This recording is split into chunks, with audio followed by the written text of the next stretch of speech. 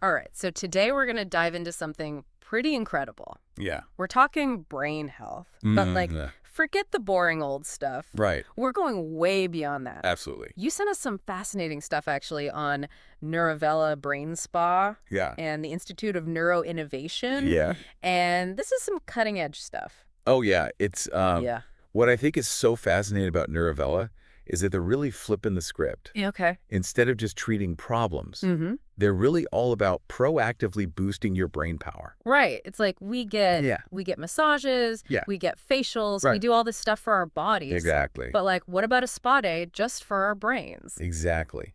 And that's what they've done. Okay. They've created this experience where you can go. Right.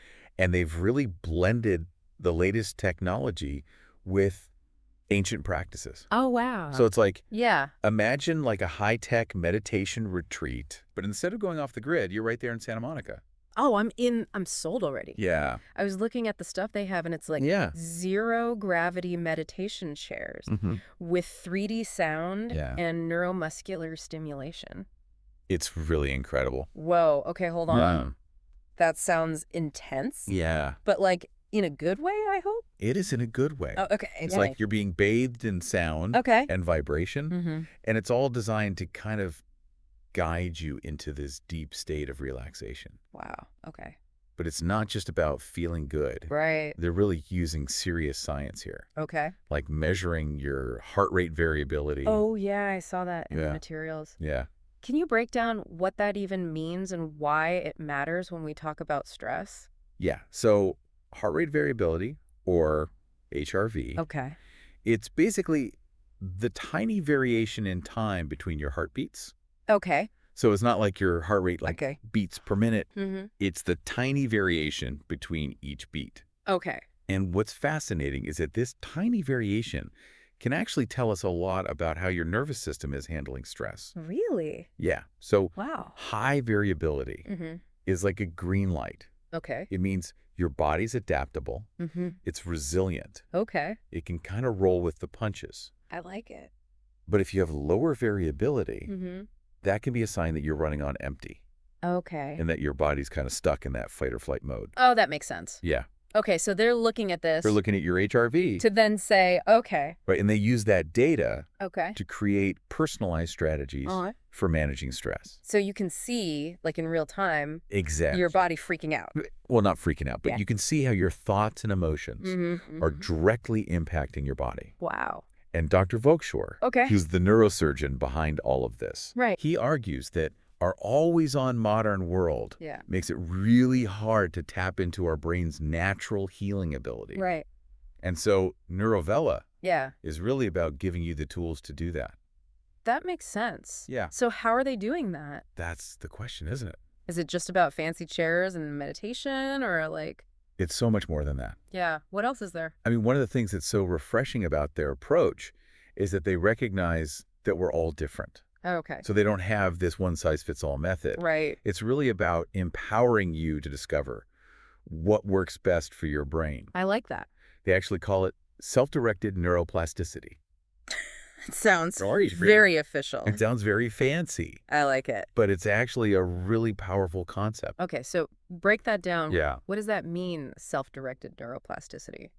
So essentially, Okay. it means that you can actively participate in shaping your brain's response to stress and challenges. Really? Yeah. So it's not about following a rigid set of rules. Okay. It's about exploring different techniques and finding what resonates with you personally. Oh, interesting. Okay. Yeah. So you're saying it's about finding your own, Yeah. brain-boosting toolkit.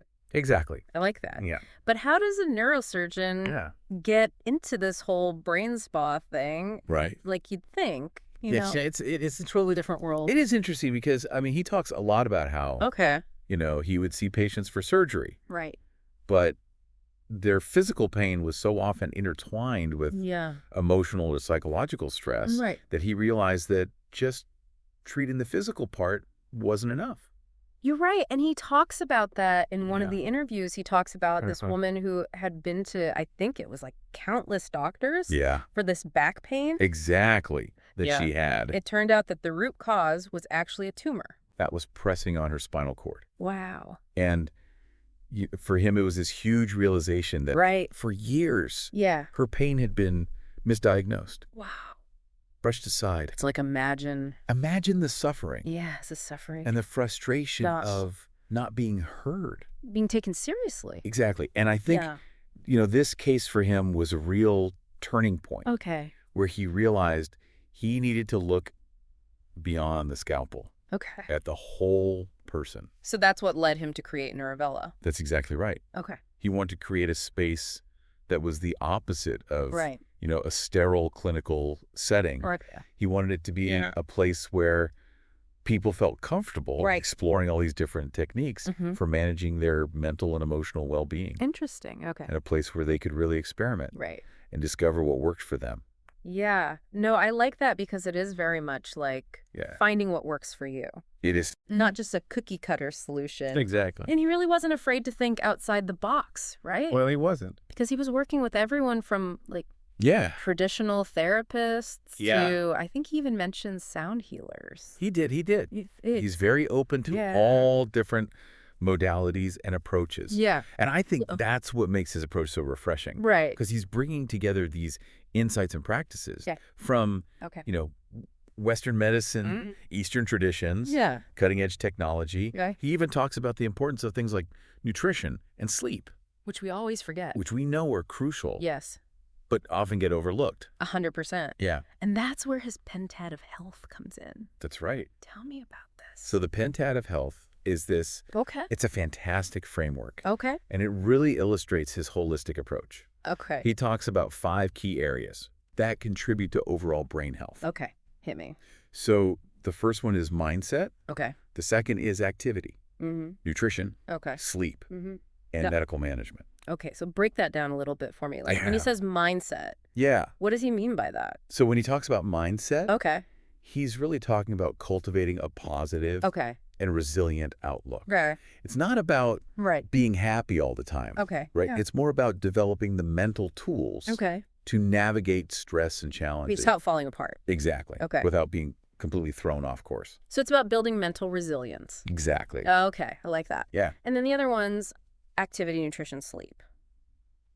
Yeah. Those are the... more straightforward, I guess. They are more straightforward. Yeah. But he really emphasizes that even small, consistent actions in these areas can have a big impact. So it's not about overhauling your entire life. Right. It's about making sustainable changes that you can stick with. That you can maintain. Long term. Right, like taking the stairs instead of the elevator. Exactly. Having a salad. Exactly. Okay. Got it. Yep. And then medical management. What's he talking about there? So medical management is really about addressing any underlying health conditions that could be impacting your brain health. Got it. So it's about working with your doctor or your healthcare provider to make sure you're getting the right treatment. So acknowledging that our physical and mental health. Exactly, completely interconnected. Yeah. And I think that's one of the most compelling aspects of his approach is that he's not just addressing symptoms. Right. He's really trying to get to the root causes of what might be impacting your brain health. Yeah. Okay, so we've talked a lot about Neurovella, but I want to circle back to the Institute of Neuroinnovation. Okay. What is that about? So the Institute of Neuroinnovation is really about taking all of these incredible insights and making them accessible to everyone. Okay. So he's really passionate about democratizing brain health. Interesting. Making sure that these tools and techniques aren't just available to... Right, the elite few. The elite few, exactly. So it's about empowering individuals to take control of their own. To take control of their own brain health. Brain health, I like that. Yeah, he believes that everyone has the potential to unlock a higher level of well-being. Okay. And he wants to provide the knowledge and resources to make that happen. And what kind of research is he doing there? So they're exploring all sorts of cutting-edge areas. Okay. How to use technology to enhance brain function. The impact of lifestyle interventions on cognitive decline. Even the potential of virtual reality for pain management. That's very cool. Yeah. Yeah. So very, very cool. It's really fascinating stuff. Okay. And speaking of technology. Yes. We have to talk about this Neurovella score. Yes. This is where it gets I know. very futuristic. Right. So tell me about that. So the Neurovella score is essentially like a credit score, but for your brain. I was going to say, it's like a brain score. It's a brain score. Okay. Yeah. How does that work? So basically, they're using all sorts of data. Things like your heart rate variability, maybe even your brainwave patterns, to give you this personalized snapshot of your brain health. So it's like instead of just waiting for something to go wrong, you can be like, oh, wow. You're ahead of the game. Okay. You're being proactive. Like how I check my cholesterol. Exactly. Or my blood pressure.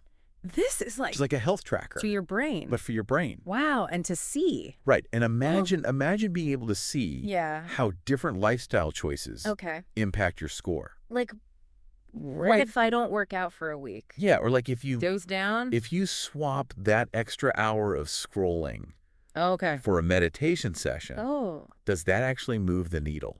I love that. Yeah. Okay. It's really about giving you that feedback. That control. And that control. Yeah, okay. At that. Because I think a lot of times we feel like our brain health is just this, it's out of our control. Right.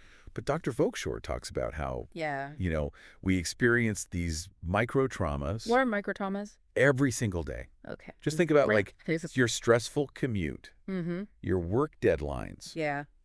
Relationship hiccups. Right. It's just like constant. It's like death by 1,000 paper cuts. Right. Yeah. Yes, exactly. But for your brain. For your brain, that's a great way to put it. Yeah. And so just like our bodies, our brains need time to recover and reset. Okay. And so that's where the other side of his approach comes in. Okay. Which is really about building in those moments of active rest and rejuvenation. Okay, so he's not saying like you need to it's not about become a Zen master or anything. It's not about becoming a monk. Right. It's really about incorporating practices that work for you. Okay. Even if it's just for a few minutes a day. I can do a few minutes. Exactly. Okay. And he's a big advocate for what he calls micro-recovery periods. What is that? Throughout the day. Like little mini. Exactly.